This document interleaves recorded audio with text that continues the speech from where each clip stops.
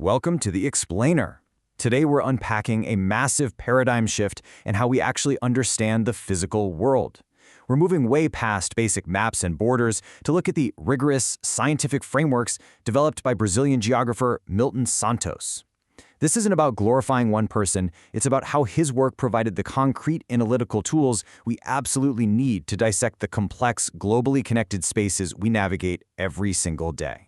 So let's start by challenging that classic middle school notion of geography. Honestly, what actually comes to mind when you hear the word? For most of us, it's, memorizing maps, identifying capitals, maybe pointing out some mountains or rivers. It feels pretty passive.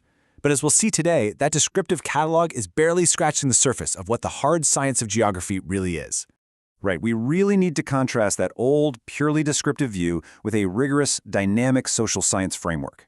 Traditional geography treated space kind of like a Newtonian container, just an empty, static box where human history happened to occur. This new framework completely rejected that idea. It reconstructed the discipline into an active science, focused on social dynamics, systems of human actions, and the very real ways that our spatial environment constrains and guides our behavior.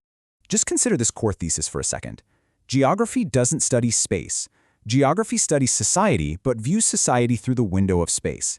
It's a huge shift. Space isn't merely a static stage where the drama of human life unfolds. Rather, the stage actively influences and even dictates the drama itself.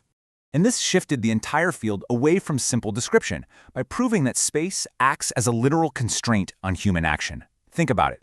The objects built all around us, from massive concrete highways down to microscopic fiber optic cables, they actively dictate, restrict, and manage what we can and cannot do.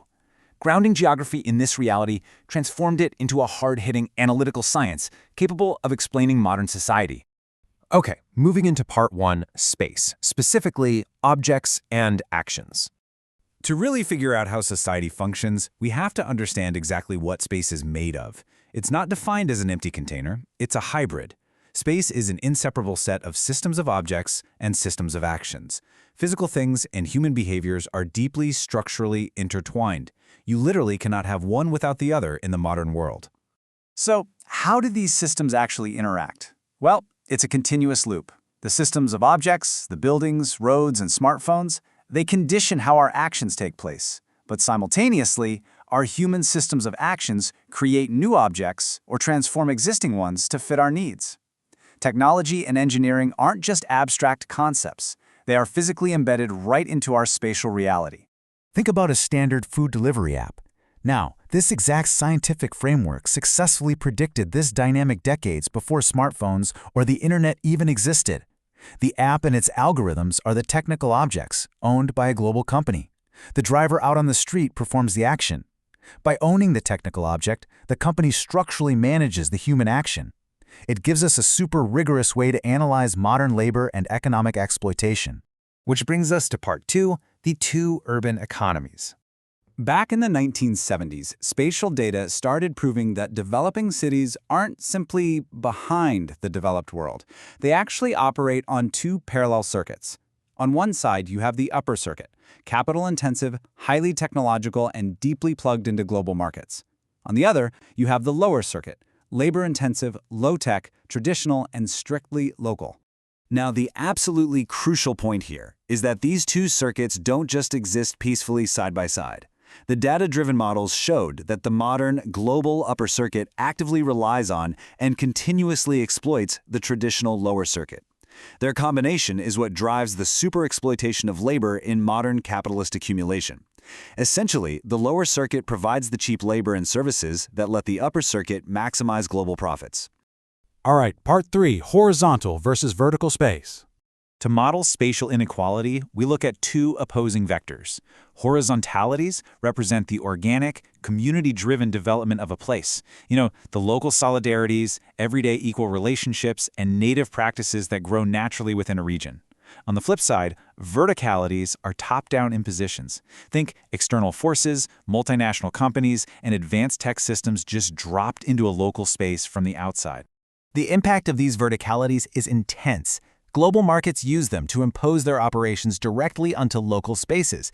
Developing countries are basically forced to absorb these foreign techniques, and ultimately, the technical objects start ruling over local needs. Decades ago, these models accurately predicted that modern globalization would rely heavily on controlling the technical, scientific, informational milieu, basically today's global digital infrastructure, to structurally subjugate less developed regions. Because of the undeniable rigor of these analytical frameworks, in 1994, this dynamic approach to geography won the Vautrin-Lud Prize, which is widely considered the discipline's equivalent to the Nobel Prize.